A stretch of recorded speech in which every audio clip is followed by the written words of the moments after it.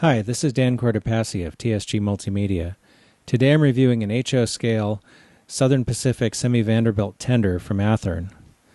This is the same tender that they've included on the latest run of Mt-4 482s, and it represents a 160-C-1 or 160-C-2 tender.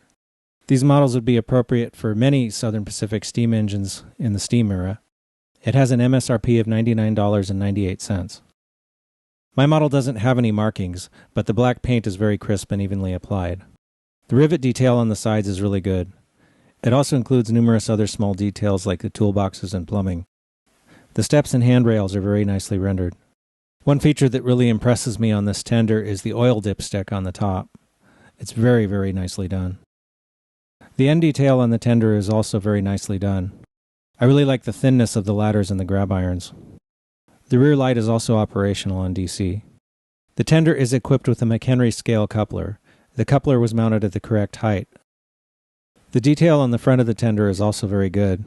These tenders have an internal post, which is designed to grab a drawbar from the Athearn locomotive that would insert in this area. If you wanted to use this tender with a different type of locomotive, you'd probably have to devise some other way to hook it up. Also, it comes with the 6-pin connector that is standard on most Athearn engines that have been produced recently.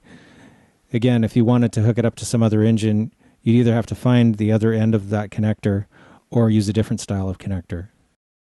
The tender includes a lot of nice underbody detail like freestanding brake components. One thing I really like about this tender is that all of the wheels are used for electrical pickup. That would be a big advantage when connecting it to a locomotive. All of the wheels are in gauge according to the NMRA standards gauge. The tender weighs 7.2 ounces. If this was a freight car, the NMRA recommended weight would be 3.75 ounces, so this is pretty heavy. Personally, I think that's probably an advantage with a tender because you want those wheels on the track picking up electricity.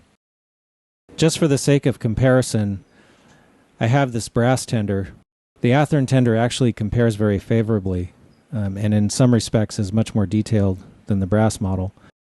The hatch up here, for example, has a lot more detail on it, whereas this is just pretty much just a round disc.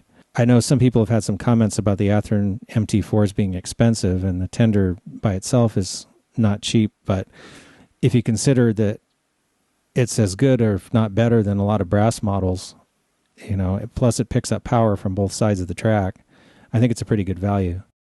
This is a really nice model, and I think a lot of Southern Pacific modelers might find this useful if they want to add one of these tenders to a different locomotive or change the tender on one of their other Mt-4s that has the earlier style tender.